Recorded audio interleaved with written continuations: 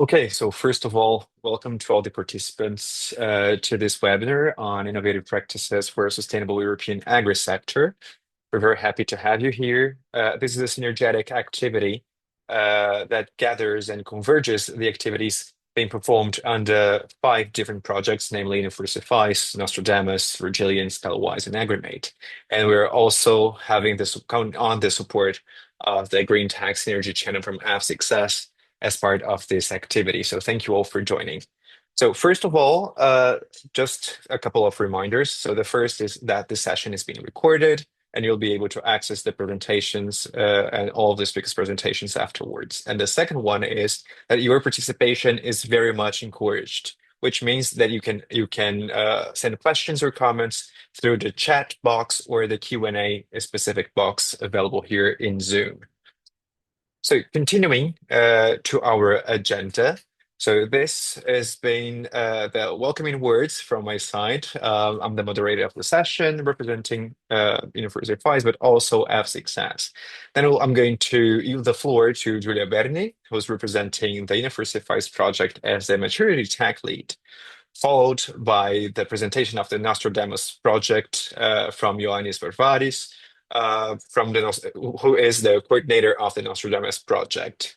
Following, we have the presentation of the AgriMate project presented by Leire Bastida, who's the AgriMate coordinator. And then we have the PaluWise, the fourth project, being represented by Päivi Merilä, who's also the coordinator of the project. And finally, we're going to close the presentations with the Resilience project represented by Anne-Florence Darpon, who's the communication lead of Resilience. Then we're going to have a quick activity as a roundtable with some questions that we're going to challenge a little bit the speakers on how we can converge all of the information that we're presenting. And finally, we're going to move on to the Q&A session of this activity. So please, Giulia, if you can come forward and start the presentation for F6S, please.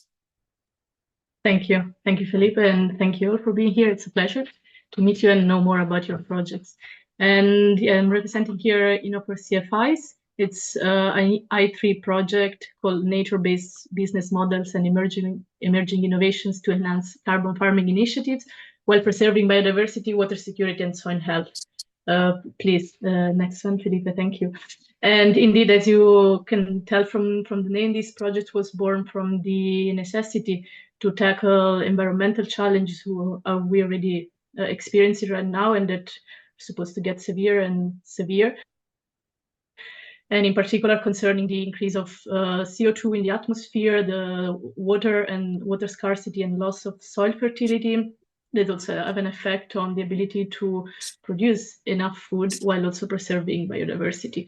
And these challenges are not easy to tackle, and F6S is trying to help in this, or relying on regenerative agriculture, but while also tackling knowledge gaps, but at the same time, regional barriers, financial barriers, and in alignment also with the Green Deal and European policies. Next one, please, thanks. And indeed, like regenerative agriculture, as the focus of carbon farming of F6S is our nature-based solutions as a key to tackle the effect of climate change and mitigate them.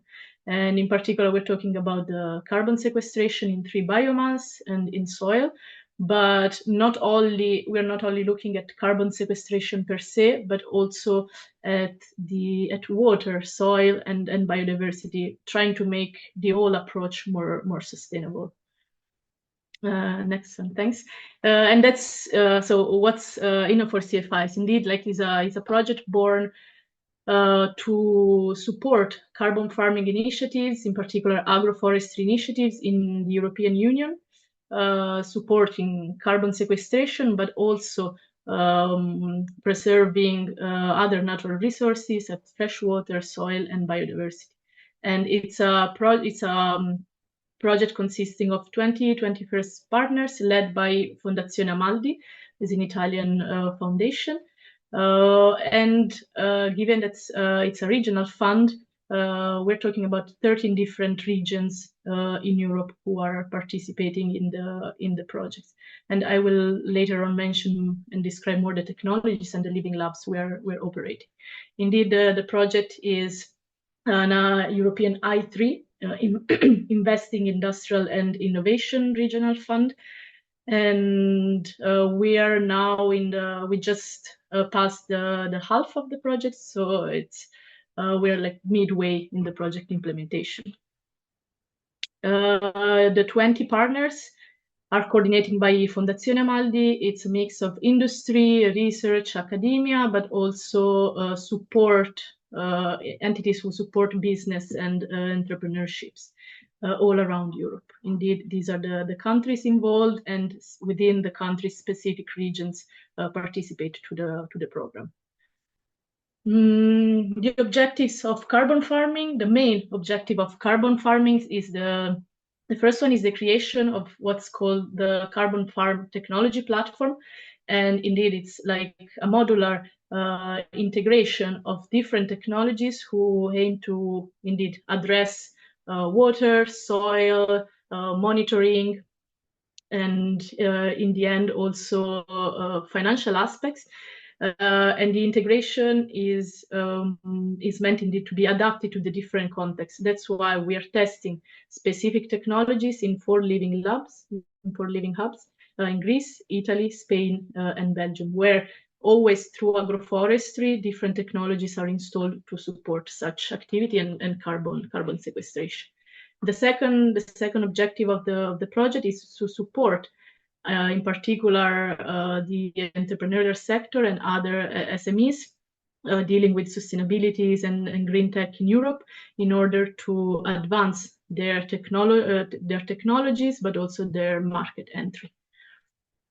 And why we are working with carbon farming, as I guess all of you are, is because we believe that still nature-based solution, in particular agroforestry, a shift into sustainability of agroforestry is necessary to really mitigate the carbon and adapt also to the climate change effects and to the increase of CO2 in the atmosphere. In our project, we target and we're trying to tackle such a challenge with regenerative agriculture, with practices, with agroforestry, looking also at soil as a source of beneficial mycelium, beneficial microorganisms, and as well CO2 sequestration.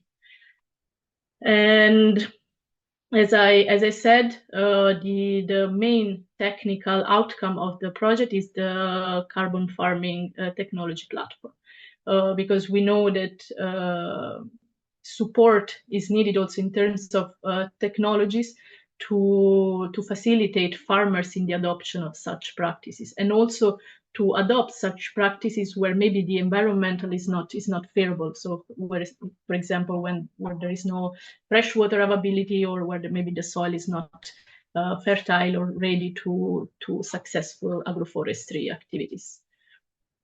The different technologies are concerning the implementation of agroforestry, solar desalination, that's tested in one of our living lab to treat brackish water and allow for freshwater production to be used in the first years of tree establishment after plantation. Mycelium as implementing beneficial mycelium for remediation of soil, of pollutant soil, but also to promote the growth itself of the plant. And finally, a group of different technologies concerning the monitoring, as we are trying to have also cross-validation of different technologies to see going from satellites, drones, in situ measurements, which is the most suitable for the specific context.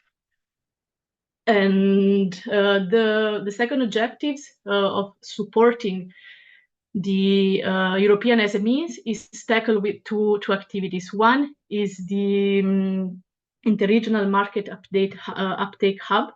It's a network and marketplace meant to connect solution seekers with technology providers, so that customers interested in the adoption of specific technologies to support their agroforestry, agricultural activities, can meet directly the technology providers who can already have a market demand ready for them. And this platform is what we are actually building in this month. The second activities that is in the next slide is the creation of a peer-to-peer platform where it's possible the exchange of credits. Here, we are not only talking about carbon credits, but also all the co-benefits, as our activities not only tackle CO2 sequestration, but water, biodiversity, soil. We are working to certificate such co-benefits in order to strengthen carbon credits, but also to support in other ways agroforestry activities with an holistic approach. And the next one, please. Yes, as I was saying, there are 4 main living hubs. The objective is to plant in total 6,000 trees. As we are working in Europe, so our reference is like small scale agroforestry plot. And in Italy, in Greece, in Spain and in Belgium, partners are working with local communities, and trees have been already planted, and the monitor is actually ongoing. To give you like a bit more insights into the demo sites, indeed, different practices are applied there with, as I said, like the focus of mitigate and adapt to climate change, improve polluted soil and prevent further pollution, monitoring and enhance biodiversity in the different site, and managing sustainably water, soil, and also energy. Briefly, in Italy, the location is in Tuscany. Here in the Tuscan Living Lab, there are 2 different sites, Montieri and Follonic. It's 2 close villages where Tridom and the Italian National Research Council are managing the sites. In particular, in Tuscany, there is the installation also of a solar desalination plant to treat brackish water. The place is close to the coast, so it suffers from seawater intrusion. So the fresh water produced is then used for the irrigation of the plots where olives, cypressus tree are planted, and leguminous crops are intercropped. Of course, like the selection of plants was specific to the context. And yeah, please, Felipe. In Greece as well, same species were selected, and there, in order to provide fresh water, a rainwater harvesting system has been installed, and similar practices then have been followed. The main factor that drove us was also to select species where local species well adapted, but also species that were already present in the context as adult trees, so that we can also use them as a reference to monitor CO2 sequestration in the adult trees and in the new trees that we planted. In the next site,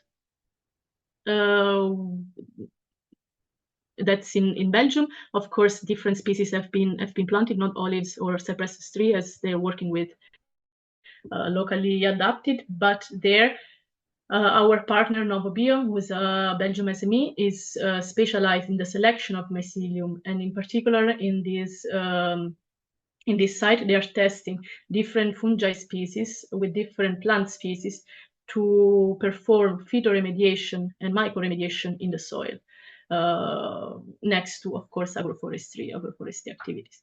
And finally, in Spain, we are working with a farmer who as well has planted olive trees and different trees according to his agricultural activities. And through a smart irrigation system, the whole plot is managed in order to minimize the fresh water used for irrigation. In these sites, different technologies are implemented to monitor CO2, satellites, drones, in situ measurements as a cross-validation as well, in order to strengthen each other and to also give more strength to the data collected. Thank you for the attention. Thank you very much, Giulia, for this inclusive presentation. Of course, if any participants have any questions, please feel free to write it down in the chat box again, or in the Q&A session, in your Q&A specific box, and we'll treat them afterwards. So now I'd like to call Ioannis Varvaris, so the coordinator of Nostradamus. Please, Ioannis, the floor is yours. Thank you very much, and thank you very much as well for the invitation. That will be actually a great opportunity for having potential synergies, but also to receive the first feedback in regards to the activities across our projects. So in regards to Nostradamus project that was started recently at ending of 2024, it's about DataCube and Copernicus data for food security and European independence, especially in regards to the agrochemical inputs. And if you can go to the next slide, please. So here you can see that the project is consisted from 16 partners across Europe. And we're also very happy that, except of course having the scientific partners as well, it's important for us that we also have the regional and the national authorities that support the activities during the project implementation. Next slide, please.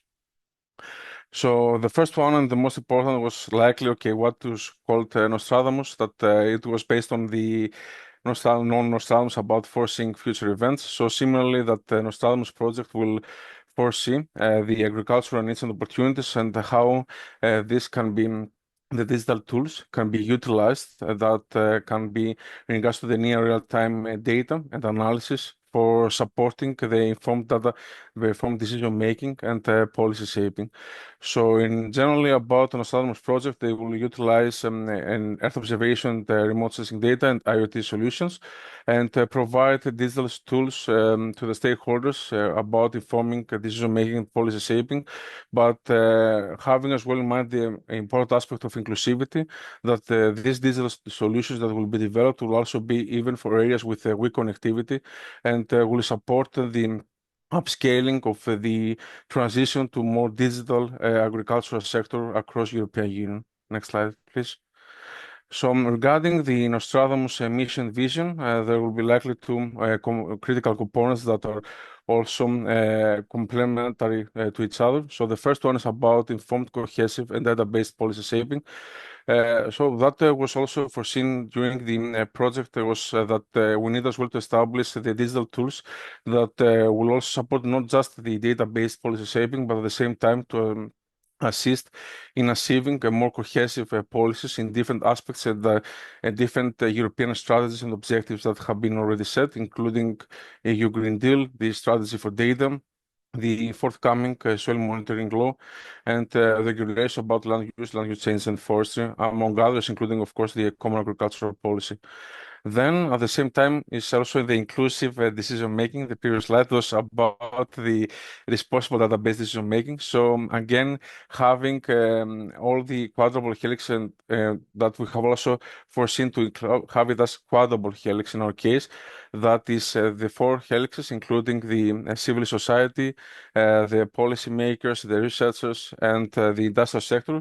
But at the same time, all of them having a common future that is about the digitalization of the agricultural sector across European Union. Next slide, please.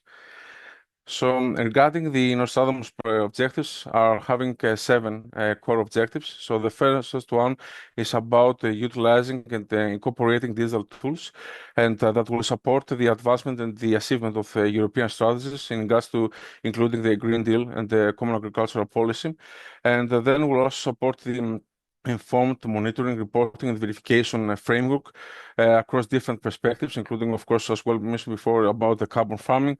And then we'll also support the achievement of EU food security, safety, and sovereignty, especially in cases of land use and land conflicts across European Union.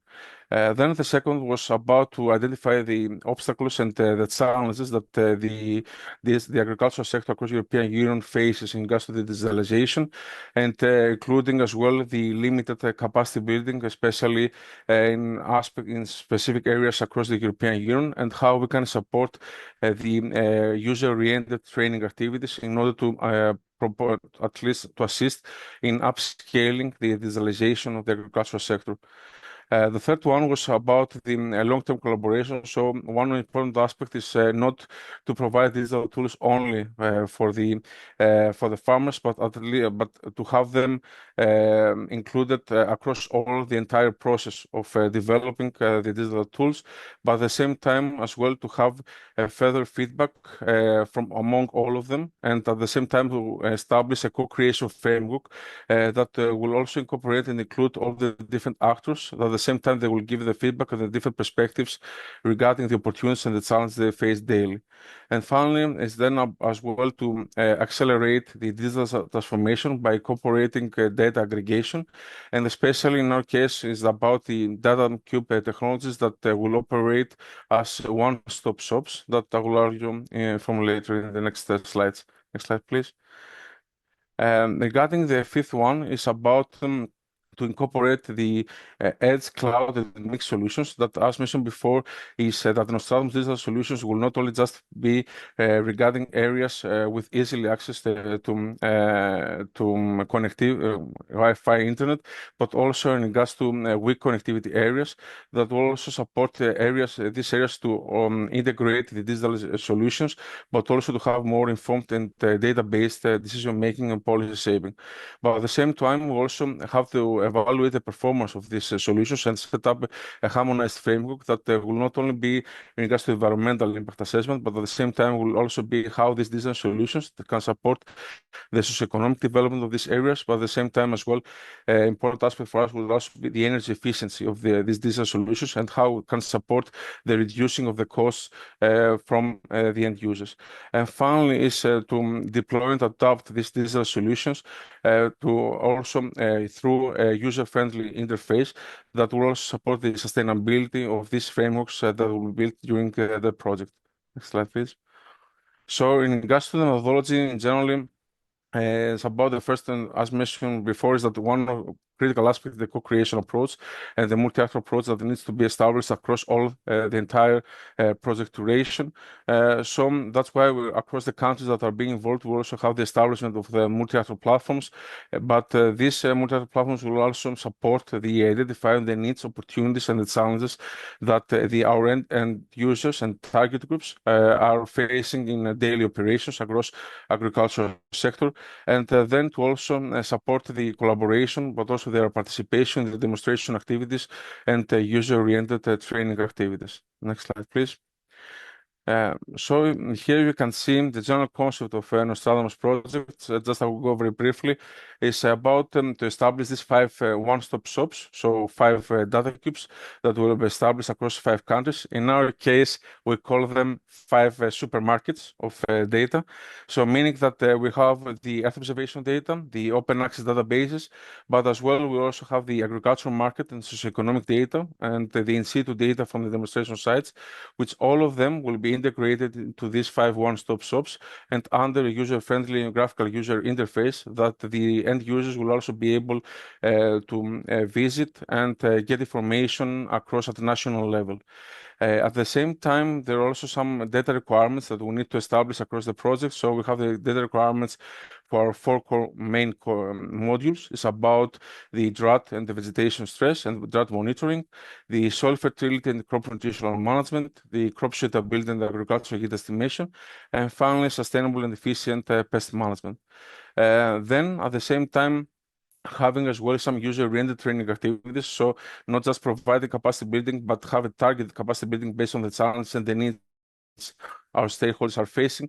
Then we'll also support the further development of the applications based on the 5 one-stop shops that will provide ready-to-use templates for digital solutions, meaning that even people with limited expertise in development IT expertise, they will be able to use the data and develop applications based on their needs and the challenges.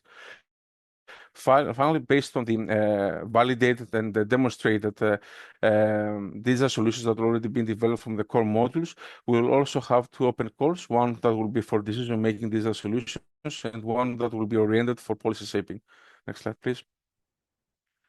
So here you can see the 5 countries that will be the data cubes at the national level, including Cyprus from our 2 partners, including us and the ministry, from Serbia, Bioscience and Crops, Slovenia, IDC, AgriFood, and the National Authority. From Germany is the DLG, and finally from Switzerland is the Agroscope University as the institute.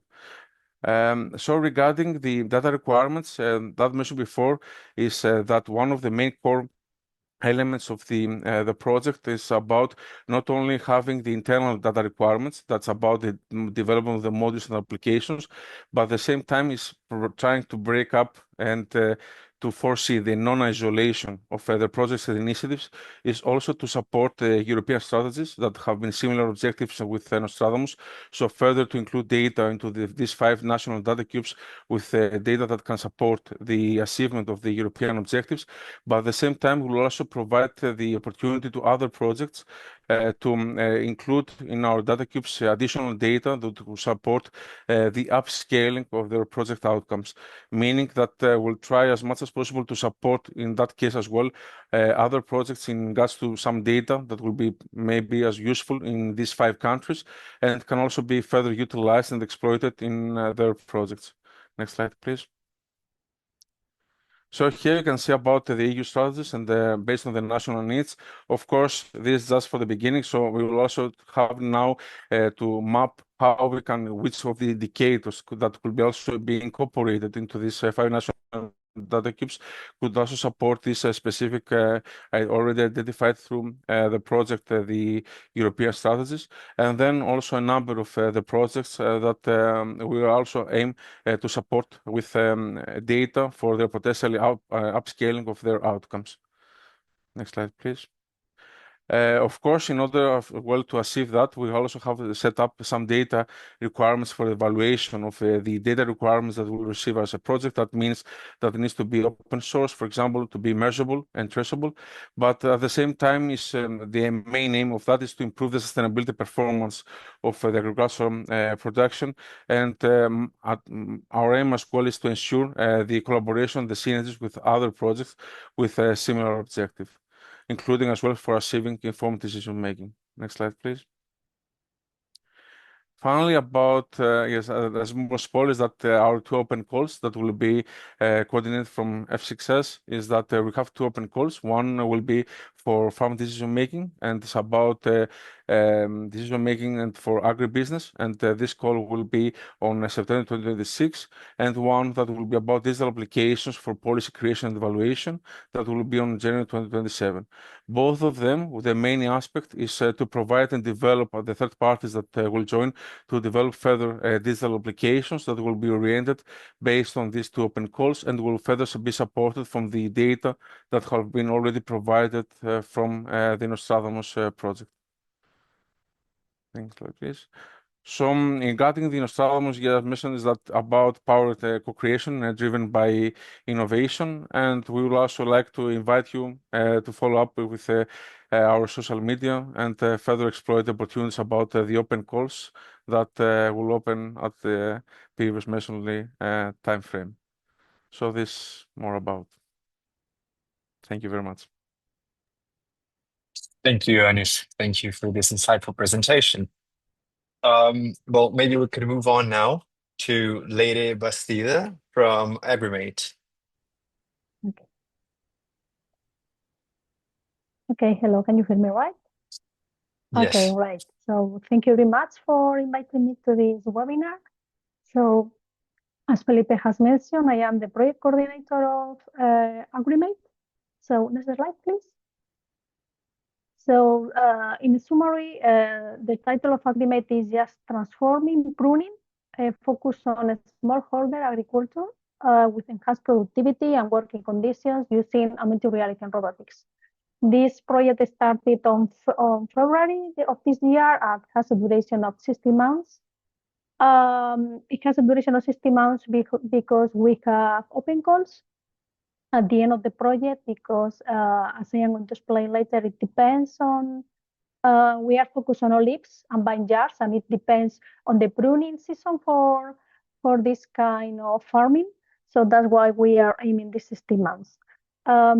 We are 11 partners that are covering different countries from Spain, Finland, Italy, Germany, Greece, Ireland, and UK. Next, please. So what is AgriMate? So the main goal of AgriMate is just to transform the pruning process, because it's a critical activity in order to maintain the health, the productivity, and the longevity of crops. We are focused on olive, trees, and grapevines. And we are designing this project just to boost the efficiency in the pruning process, also to help enhancing the working conditions, mainly focus on smallholder farmers. And also we want to strengthen the pit support networks through advanced technology integration, because they are very small communities with a very focused expertise, and we want to support them to share this expertise to new young generations. So the key technologies we are using in this project is, from one side, augmented reality technology for providing not only training, but also for providing real-time guidance when pruning. We also use robotics to automate labor-intensive tasks only focused on the vineyards, as I will explain later. And of course, we have artificial intelligence to ensure the precision and adaptability of the systems. Next slide, please. So as I had mentioned, we are focused on two pilots. One is traditional olives and the other is grain jabs. The traditional olives, the pilot is in Spain, in the south of Spain. So in this pilot, it is important that there is a highly variable tree morphology, and this requires very adaptive automation technologies. So it is not feasible to have an autonomous robotic solution here. So this is why here we are using exoskeletons to support the farmers and combined with the augmented reality technologies. Also, it is important to say that here we are working with centuries-old trees, and they have different growth patterns. So this provides a challenge, because there are different unique pruning techniques depending on the site and the form of the tree. In the case of the vineyards, it's different, because the growth is uniform, is homogeneous between the different trees. So they provide an structured environment where we can apply an automatic pruning through a robot. Besides, it's easier to integrate the artificial intelligence-driven systems, because as this is a structured environment is more homogeneous, we can identify optimal pruning points. So why we have selected these crops? We have selected them because the significant economic and cultural value they have in these regions, in Spain and Italy, but also in other regions where we can support scalability. And also because it's an opportunity to demonstrate the scalability of our technology across different agricultural settings. Next, please. So here is just an image we prepare for the proposal, but we think it explains a lot what means the pruning process without AgriMate and with AgriMate. Because as you know, we started only on February, so we are already defining the requirements, meeting with the pilots to collect information, so we don't have a lot of advance to show here. So first, this is an example of the pilot about traditional olives. So you can see normally they do the pruning just with this kind of chainsaw. Now they are smaller. So there is normally one person in a lot of sunny days. They have to spend a lot of time doing this. So the fatigue is a critical issue for the well-being, and also the attention they need to put in order to decide which kind of branch they need to cut or not. So and you can see on the right side, using AgriMate, we can have the exoskeleton that can help us to reduce the fatigue. And using augmented reality, we can also help to maintain the attention, but at least we can provide them support and reduce the cognitive workload about deciding which kind of brands to cut or not to cut. And we also can provide suggestions in case they have been working a lot of time to have some rest or to move or to stretch, because they are not very big crew working on these environments. Next, please. So in the case of the vineyards, as I have mentioned, the structure is more homogeneous. So here we are going to fully automate the pruning process. We are preparing a robot. We are still deciding, this is the initial sketch we prepare. We are still deciding if this is feasible or not. But the idea is just to have a robot and 2 robotic arms that do the pruning. Okay. We can also connect information with some external data, for example, as the weather that is going to do in order to analyze when is the most suitable time of day to do the pruning. And also the idea is also to save all the information we are doing during the pruning and to have a prediction about which kind of productivity we are going to have in both olives and vineyards based on the pruning we are doing. Next, please. So basically what we are developing in AgriMate is a symbiotic digital assistance that we want to focus on the human, on the farmer, in order to help to reduce the physical and time demands. We also plan to integrate training programs to ensure inclusivity and knowledge transfer, mainly to young generations, but there is a lot of immigrant background for the crews working on these farms. And also we want to help to promote the production efficiency and sustainability in the pruning practice they are doing. And as expected impact, we want to in some way to push this traditional farming practice in order to reduce the labor intensity and enhance the productivity. One part we have is we are going to have some kind of digital tree passport. So we save the history of the tree. We know how the pruning has been done. We know how kind of sickness they have. So we can estimate which is the productivity. And we can also estimate which is the best way to do the pruning next season to improve the productivity. And also, of course, we are trying to promote a scalable automation solution for pruning that can help farmers, smallholder farmers, in both domains without being too many expenses for them. Next slide, please. Okay, that's all. Thank you very much. And if you have any question, don't hesitate to contact me. Thank you. Thank you, Leire. Thank you very much for this presentation. Wonderful project as well. Okay, maybe we can move forward to PaluWise. Okay, good afternoon, everybody. I really wish to thank F6S and Felipe for organizing this webinar and for inviting me to give an overview of PaluWise project. I come from Luke, that is Natural Resources Institute Finland, and I am the coordinator of PaluWise. Next slide, please. First, some basic info of PaluWise project. PaluWise addresses topic paludiculture large-scale demonstrations. We started in February and will continue 4.5 years until July 2029 with a budget of 10 million euros. So we are just kind of in the beginning of the project. And then I want to give you the definition of paludiculture that we apply in our project. Paludiculture is defined as the productive land use of wet and rewetted peatlands that preserves the peat soil and thereby minimizes carbon dioxide emissions and subsidence. Next slide, please.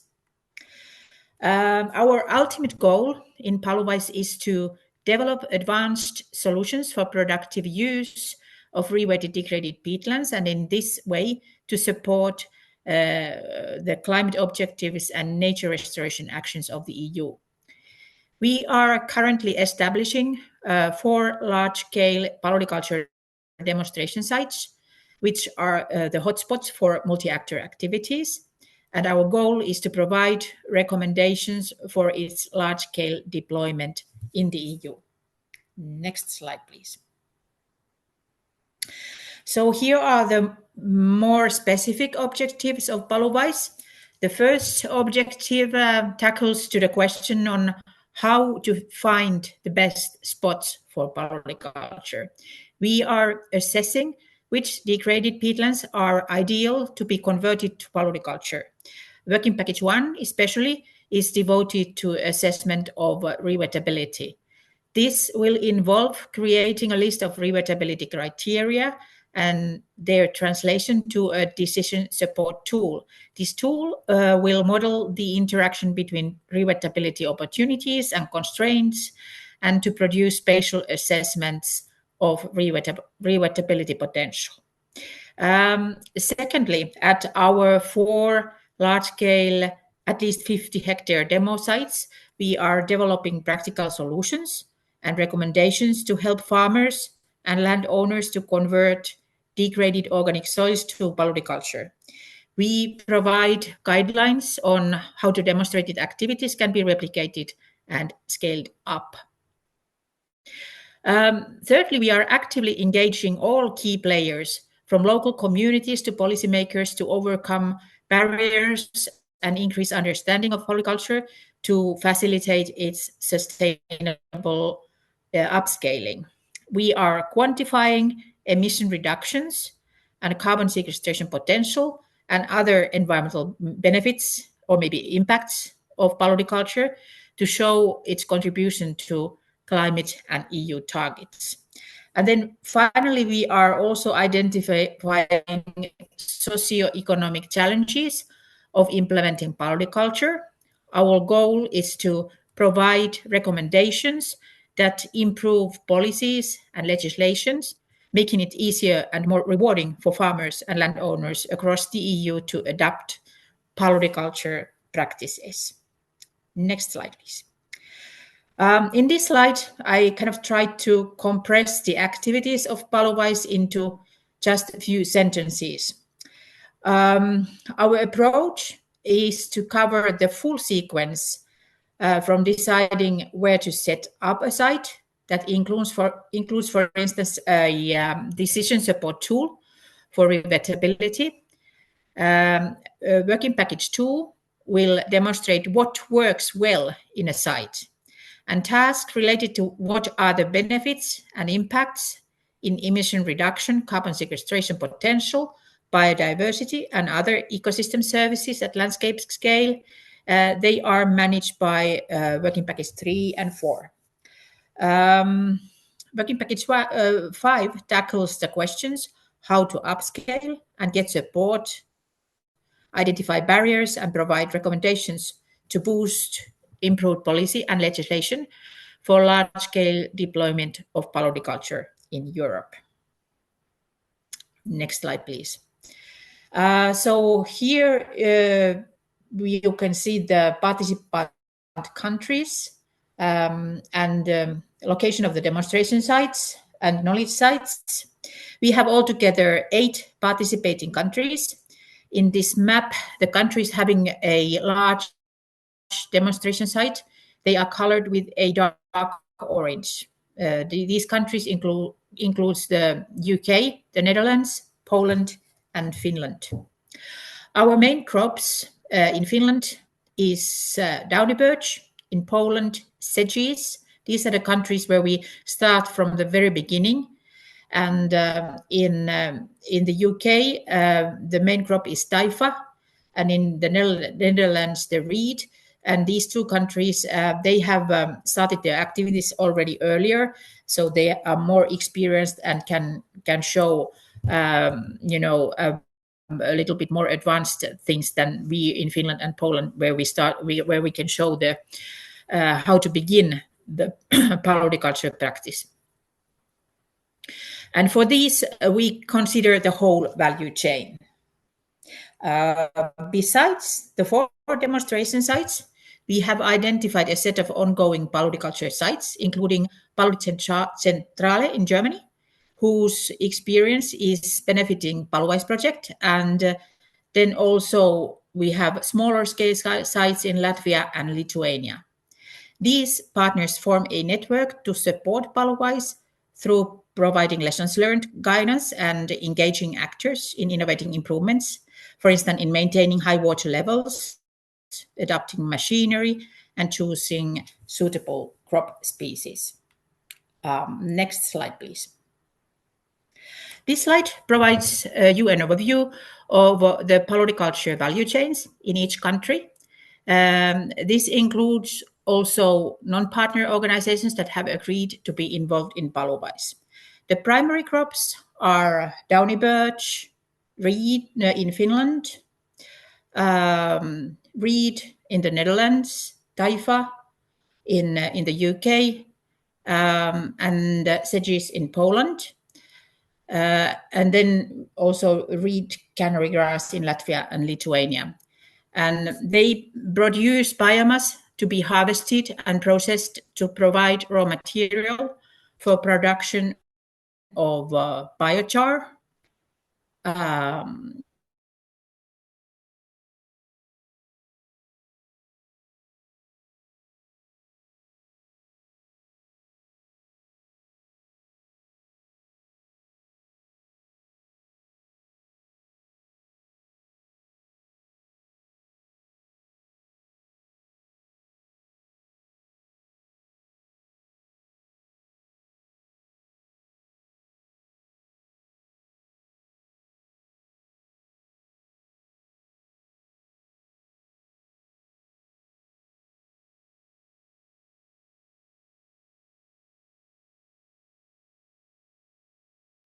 Activities. Okay, I think Felipe is back. Regarding climate adaptation, the climate adaptation review, we also provided several, today was the last one, open training sessions. We have on our platform funding opportunities guide that is integrated on the Me4Adapt platform. And the aim is really to have a complete guide to help local authorities, regions to know on which funding they could pretend. And we also have other tools like understanding mitigation and adaptation, and also understanding public awareness in Central Macedonia, which I will get back just right after. And as I was saying before, collaborating with the sister projects also includes the fact that sharing their knowledge to the widest audience, and that's why we also have the Climate Resilience Post, which is a newsletter where we share all of the great European initiatives. We have also a strong focus on stakeholder engagement regarding climate adaptation and resilience, because we truly believe that adaptation isn't just about tools or plans, it's also about people, actually. And we realize that many local governments were struggling to engage citizens, farmers, or even internal departments. And the meaning of that is that they want to act, but they lack time, staff, or even a clear roadmap. So that's why we released a repository with other EU projects, so Actinoe, Impetution, Transforma, to collect real-life examples of what works, what doesn't, when trying to build a long-term engagement policy.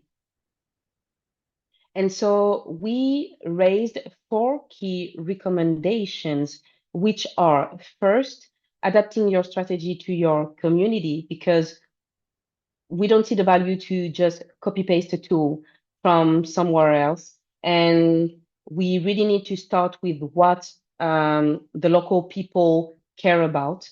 Then we think that we really need to maintain long-term community engagement. And this also means trust. And so engagement is not an on and off meeting. or just a flyer. It really needs to build a regular conversation, but also transparency and space for dialogue. We also think that local authorities and regions should adapt existing engagement tools and resources to fit their specific context. We don't try to reinvent the wheel, but to find the most suitable existing tool for the local authority. And we also raised the fact that EU-funded projects offer really valuable resources and expecting, but sometimes local authorities just don't know that they exist. And so that's why we are making the bridge for them to access in the most easiest way to all of these resources. Talking about citizen engagement, we also wanted to know how to address and to provide the best tools to the regions, and to also understand how citizens see or perceive climate adaptation, climate change, and so on. So that's why last year we initiated a first citizen survey in Central Macedonia, which is one of our 7 focus regions, to better understand the public awareness of climate risk and adaptation. And so it allowed us to raise the main concerns, to see also that from an age to another, the perception of climate change is not the same. And so we launched another batch of the citizen survey in April that collected up to 800 responses. And we really want to use this knowledge to share it to the largest one, and maybe to replicate in the future this kind of survey in other regions. And I think that's it for me. Thank you so much. Thank you, and Florence. I'm so sorry for the technical issues that went It on. happens. It's the risk of the live. Don't worry. That is true. In the meantime, I'm gonna share again my screen so we can now go to the roundtable session. Yes, I suppose you can see my screen now, right? Wonderful. We do. Wonderful. So, I have selected some questions here to challenge a bit on how we can converse within these different technologies and these different approaches that have been presented here today. So, this first question is actually directed at University of Iowa, Nostradamus, PaluWise, and AgriMate. But of course, and Florence, if you'd like to jump in as Brazilians, you're more than welcome.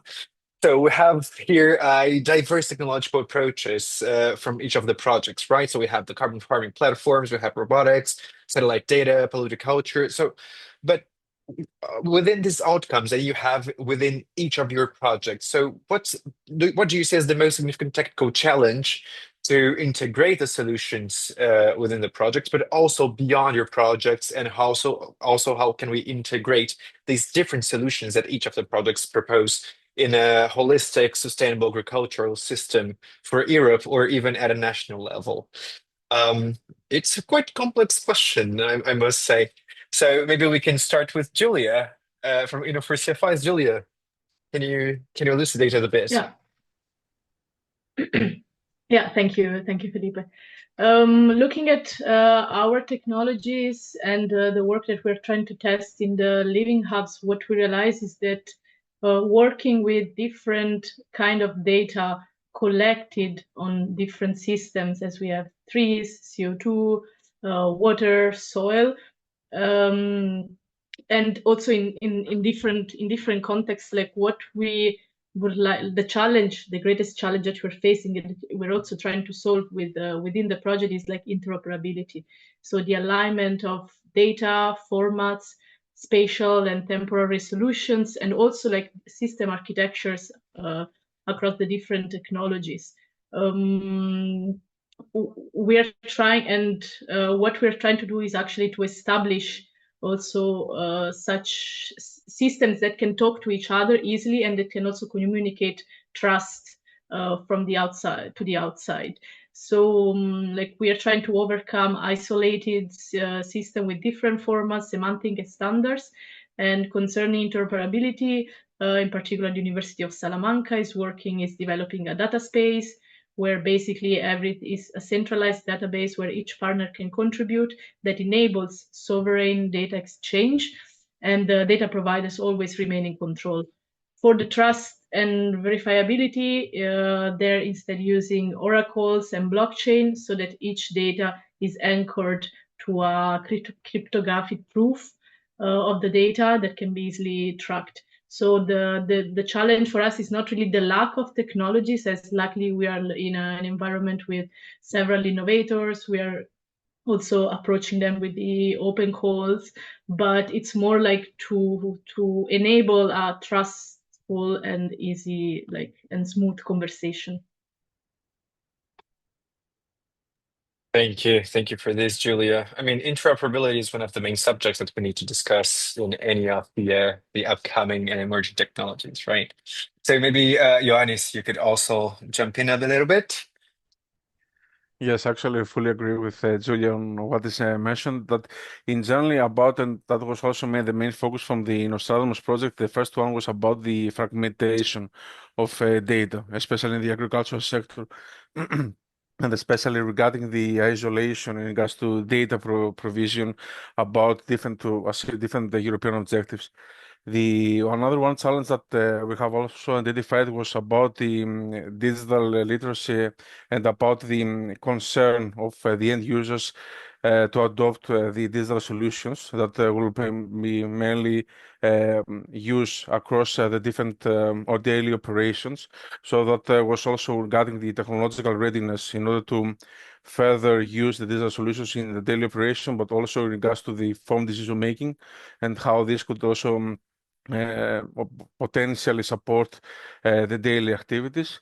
The other one was in regards to how we can integrate the social and environmental goals on the same perspective, meaning that how we can also have the socioeconomic perspective integrated within the digital solutions. That's not about only technical operations, but at the same time to support the socioeconomic development of the specific regions across the involved countries. And another important issue that we were currently as well trying to face up with during the project was regarding the harmonization. So, and especially regarding harmonization across different frameworks and across different data that can be used, and using the same vocabulary and dictionary across the daily operations in the agricultural practices. I think this one was the main one. Of course, the other one was also regard to how coherent was also regards to the policy and the regulations across the countries, because what was also mentioned in one of our deliverables and tasks, one main aspect was the different perspective that each country is overseeing regarding specific aspects in regards to climate resilient, to food security, and the different terminology that are being used and the different targets that are being set across the countries. So I think while we are trying to achieve a holistic sustainable agriculture system, I think with integrated digital solutions, we may achieve it, but still we have a lot of steps to go through before we finally achieve that. Thank you very much.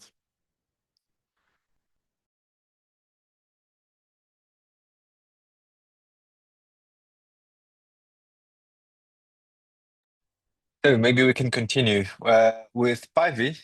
Päivi, do you mind jumping in? Yeah, thank you. Regarding polyculture, methods to gather information for assessment of repeatability can be based on optical and radar Earth observations. So remote sensing is already an applicable tool for assessing the potential oversight for polyculture. And for instance, harvesting of polyculture crops require special machinery that doesn't sink into the field. So development of unmanned remotely controlled machinery is one possibility to lighten the weight of the machines. And I think here we probably already are quite near robotics, aren't we? So I think that the major technical challenge for polyculture is that the crops that thrive on wet conditions are not very many, actually. And the value chains that are based on biomasses produced by polyculture are not yet very well developed. So there is the classic chicken and egg dilemma here, as there is no supply of polyculture raw material, there is no demand either, and vice versa. Okay, thank you. And Leire, Yeah, can you okay. elucidate it a bit as well? Yes, I think my colleagues have already mentioned what I think. I think it is, I agree with them that it is critical to have some common data language that allow us in some way to blend and integrate all this data. And we are talking about data that some kind is very fast and others that are very slow to be captured. And we need to have into account that we are talking about rural internet. So perhaps the speed and the efficiency is now the same as in an urban area. And also, we need some way just to turn all this information, all this data into some practical advice, practical recommendations, something easier to be understood by a farmer so they can take decisions based on that data on his day. So I think until we are able to achieve this, what we are going to have is just different, very good and very suitable individual technologies, but they are stayed in isolated silos. Okay, I see many of the projects face a little bit kind of integrating challenges, right, in terms of interoperability and standardization. Well, thank you very much for all of your contributions. Maybe we could go to the next question here. I mean, we're all trying to tackle many similar problems, right? And in this sense, but we all chose a different approach to do that. So here the question is, what is the core ecological, social, or economic rationale that's relevant for your project to focus specifically on your respective practices or technologies as the key solution for a more sustainable agri-food sector? For this, maybe we can start with you, Leire, this time. Yes, of course. So in AgriMate, as I have explained during my presentation, we have choose the pruning process because we think that with this one action, we hit three goals. One is the ecological, because the cleaner cuts help us to keep the trees healthier and can help us to cut pesticide use, for example. From the economic perspective, pruning can help to reduce or normally farmers invest more than 3/4 of labor costs in pruning. So if we speed the process and increase the efficiency, we reduce the labor costs. And socially, because the pruning is a very repetitive work, and normally, as I have mentioned, this is often carried out by older farmers, but also there are a lot of immigrants and women that start to work on this. So with the mix of solutions we provide here about robotics, exoskeletons, augmented reality, we try to ease the strain of this repetitive work, while try to move or to motivate younger generations to be involved in this kind of agriculture area.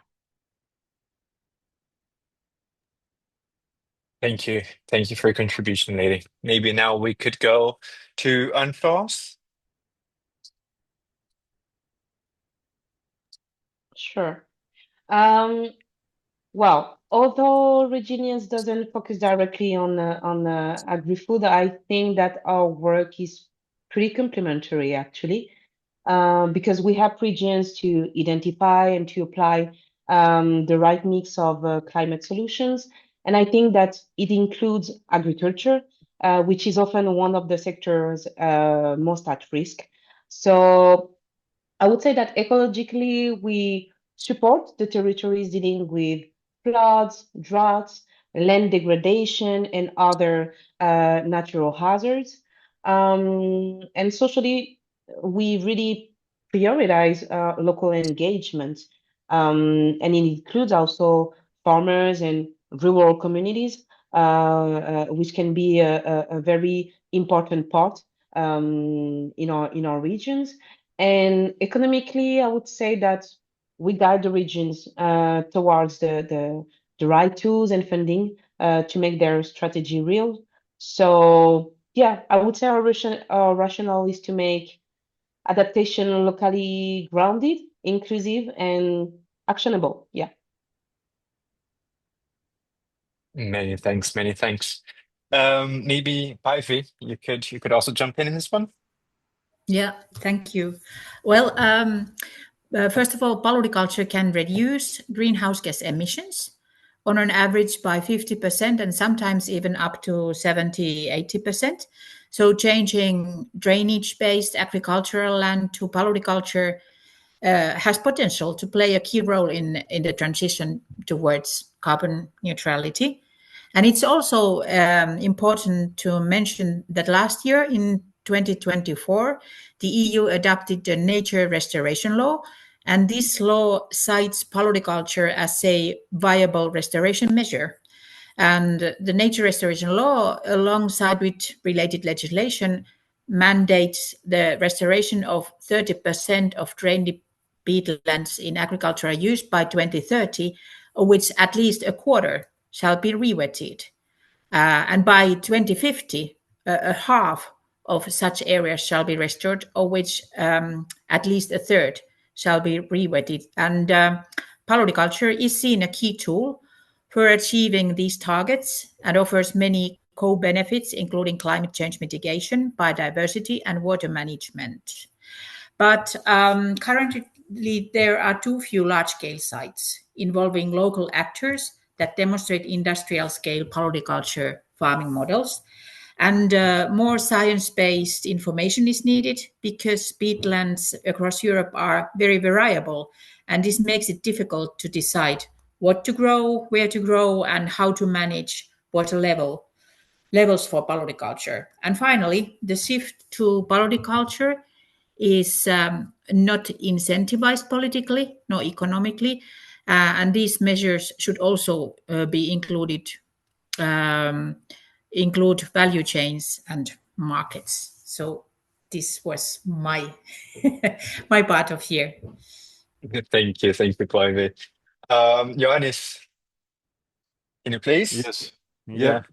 So basically, yes, similar to the previous project, so we follow the same principle. So what regarding the ecological rationales that based on the, because Nostradamus is also based on Earth observation mainly data and IoT as well data and AI-driven analysis. So based on the already identified pressures and climate and environmental, like was already mentioned from other projects like soil degradation, water scarcity, biodiversity loss, and regarding generally about the long-term viability of agriculture. So by integrating these technologies, then our aim will be mainly to reduce the agricultural inputs and as well as much as possible to support a big frame of the European strategies that are being related to global climate goals, but also regarding the EU food security, safety, and sovereignty. In regards to the social rationale behind the Nostradamus project, how we have set up and foreseen, is that one of the main obstacles that especially the smallholder and farmers that are facing is about the lack into access of data, and specifically mainly about the tailored advisory system. So because generally, okay, we have developed some tools, digital tools, but are not specifically for local context based on the specific challenges and the needs that these farmers are daily facing. So having this inclusive digitalization of the agricultural sector and as well with the user-oriented training activities supporting the advancement of the digital literacy, then that is actually that where Nostradamus trying to strengthen the social innovation ecosystems across the countries that are being involved. And finally, about the economic rationale is that because of the last years that we have increased, while we have reducing reduce the productivity, and we need to achieve increased productivity and reducing the environmental let's say dependency externalities. I mean, regarding from the Nostradamus project, is that what we want to do is that introducing this scalable digital platform, because having the data will also have the potential of being upscaled across the entire European Union and other countries. So we can then as well stimulate the innovation markets, and having as well socioeconomic market data included to these one-stop shops is one of the main priorities of the project. Thank you. Thank you very much. Maybe to conclude this question, Giulia.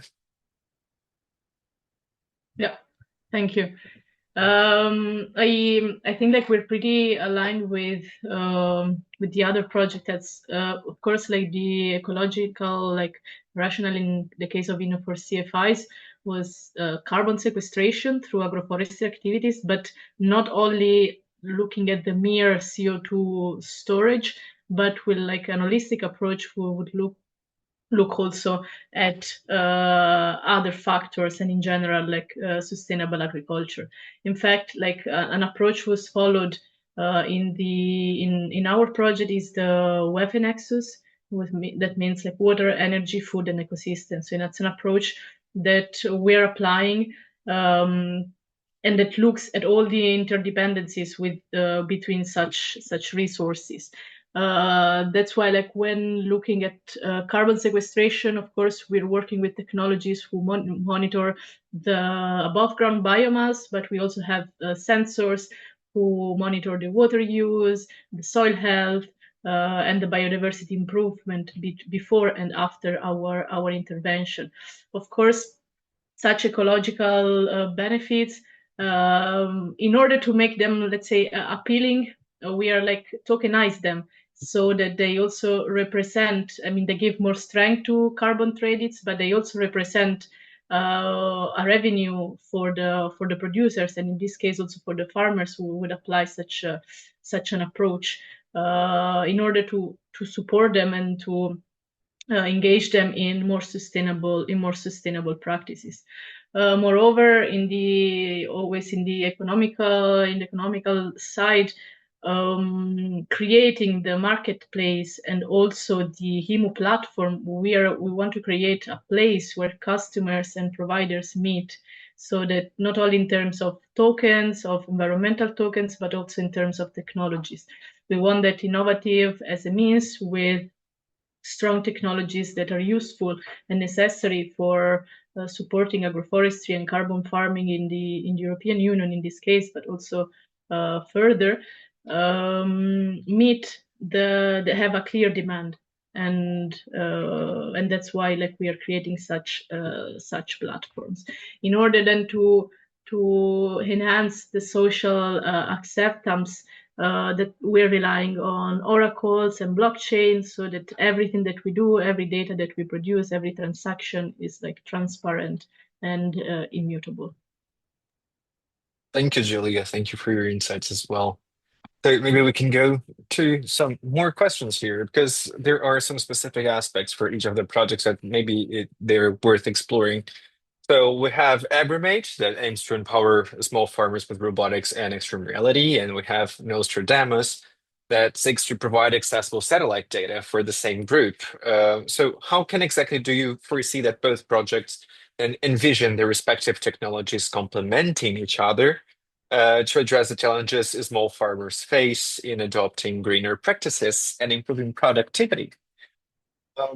Well, I'll leave to you, Ioannis, Leire. Who wants to start with this question? Please, I don't know if Leire, you want to go first. I don't know. Yeah, I can go first. Okay. Yes.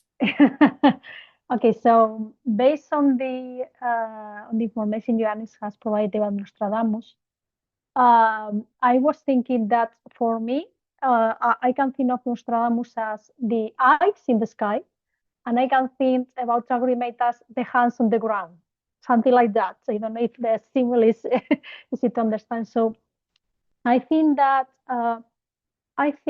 Nostradamus can help to detect or to identify where the problem is. And we can use the technology developed in AgriMate just to help to fix that problem right with the farmer, just to locate what is the problem, to guide the farmer to what is the problem, and to try to fix it. So this way we can try to save time and effort in combining this information. This is just something it came to my mind.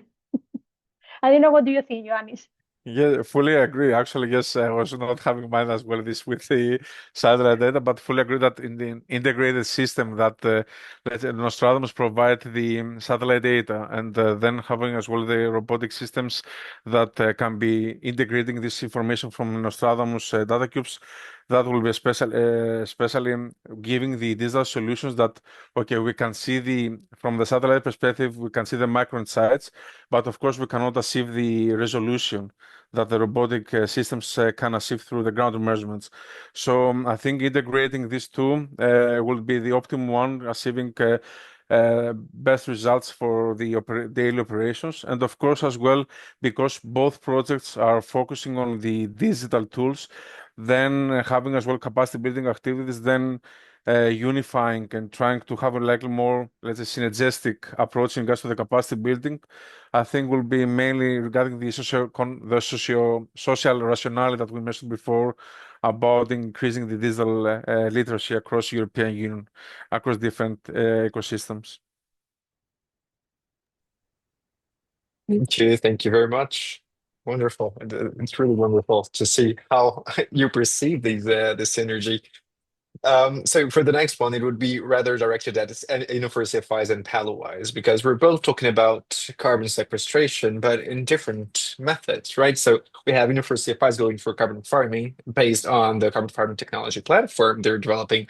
And then we have PaluWise promoting paludiculture as a carbon sequestration method. So how can they be complementary or synergize towards a larger uptake of carbon sequestration innovations? Well, I see Päivi is already on the spot to answer. So please, yeah. yeah, thank you. Well, basically, the goal of paludiculture is to preserve the peat soil and thereby minimize CO2 emissions and subsidence. So the goal is actually very, very similar to carbon farming that maybe mainly focuses on carbon sequestration on mineral soil. And then there is maybe a difference in the geographical location, so that the paludiculture can mainly be applied in Northern Europe, and carbon farming maybe more in the southern parts of Europe. But basically, I think that paludiculture could simply be included in the concept of carbon farming, and I think at least paludiculture would benefit for such integration, and would promote its larger deployment in Europe. So what? How does this sound? I totally agree. Indeed, it's just two different faces of the same thing, of the same coin. It's two different approaches to limit CO2 to lower actually CO2 concentration in the atmosphere, and it's really context specific.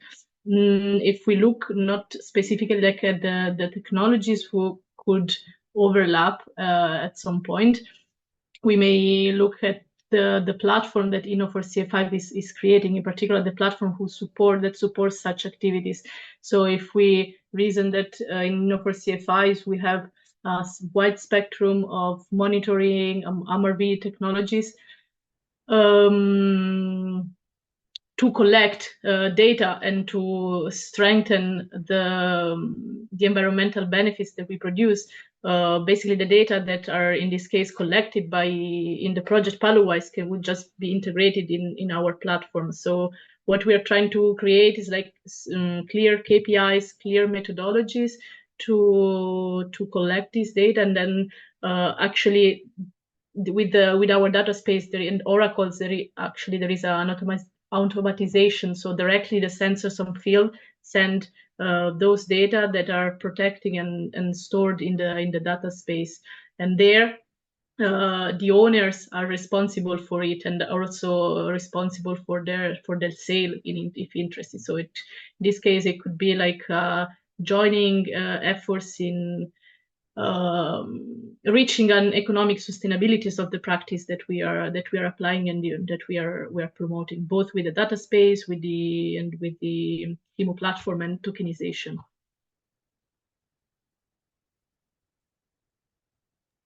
Thank you very much.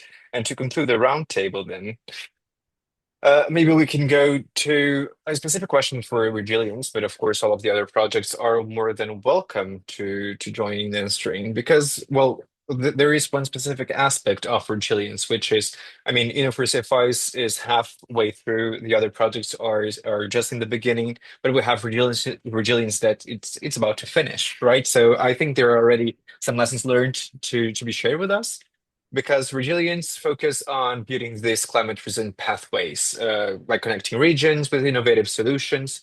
So, and Florence, I direct this at you. So, how can we envision these distinct innovations to be woven together into a coherent regional strategy? Because in this sense, Resilience, by bringing together this policy idea, it kind of actually acts as a facilitator in helping these local and regional authorities have a dialogue, right? So how do you foresee this? That's a great question. Because from what I've seen since I work on this project is that we have many, many innovative solutions, but it's just not enough if they are disconnected or if people don't even know that they exist. And I think that what local and regional authorities really need is to use these tools, but to make sense of it, of what's out there, and to combine different tools and practices into a single and workable strategy, actually. And as you said, Resilience really acts as a facilitator and also an integrator, sorry, by providing, I would say, the tools and the assesses, needs and risk. The guidance to select the relevant solutions, but also supporting to connect the innovations coming from other projects. And that's why we really want to highlight as much as possible other EU initiatives and not only the ones that come from Resilience. And I think that we also really need to understand and to know what the communities are looking for, what are their needs. And that's why we work closely as well with the regions to engage actually the local communities. So yeah, I think that our role is not to add, I would say, another solution to the list, but really to have a platform effective that help the regions to build a coherent pathway by bringing, as we said before, the innovations together. And I truly believe that by tracking that to provide reuse cases and to provide the right solutions to the right community, the right territory, this is how you build a long-term resilience, actually. Thank you very much. I don't know if any of the other projects would like to jump in, or are we all good with the Yes, Ioannis, please. Yes, I think one of the main issues is that is in regarding to having the adaptation of the solutions from the regional authorities, but also regarding to end users, is regarding if we not have cultivated the ownership and co-governance throughout the entire process of the development of these digital solutions, meaning that we need to bridge the innovation with the policies and with end users before having the final development and provision of these tools to the stakeholders. So I think it's something important to have all the co-creation approach across the entire development process of these digital tools. And also in regards to, we need as well to integrate the customization perspective and aspect within this, the development of digital tools, meaning that when we'll develop digital tools, to also have integrated the customization capacity, and having in mind that we have developed something for a region, but how this can also be upscaled and customized for another region. So this tool needs to be integrated across the entire process rather than at the end and yes, of the project. Thank you very much, Ioannis, for your insights as well. Well, maybe we can move forward to the closing of the session. I don't know if we have any questions from participants. Now it's the time. And we have one question. So I think this one is directed at AgriMate. So farmers can find new tech hard to adopt. How does AgriMate's way of training and empowering farmers help them overcome these social hurdles, especially when other projects are bringing in tools for things like carbon accounting or climate adaptation? Well, so Yeah, I can answer that. Yeah, I totally agree with that. That's why we have put in the center of the project the involvement of the farmers. So the part of SSI is very relevant for us. In fact, we have two partners working on that. One is more focused on the social part, and another is more focused on the technological acceptance part. So during these first months of the project, we have visited the pilot sites. We have different interviews with the farmers, not only to know which is the problem they have, but also to start to promote awareness of the technology we want to bring to them and understand how they see it, if they see it feasible or not. In fact, we have let them to try an exoskeleton. We have let them to see augmented reality solutions, so they can. It's not only just to explain or to talk about the technology, it's just to touch the technology. So we are starting to do this since the beginning. And I must say that the feedback we got is very, very positive. So they are a bit, afraid of the technology when we talk about artificial intelligence, because they cannot touch it, they cannot understand it. But when you show them an exoskeleton, when you show them an augmented reality application, and which is the potential can provide to them, they are very open. So I think to have to provide a human-centric approach is critical since the beginning of the project, and also to understand which are the problems they are going to have in order to implement our technologies to solve those problems. I hope to be able to answer your question, Leonor.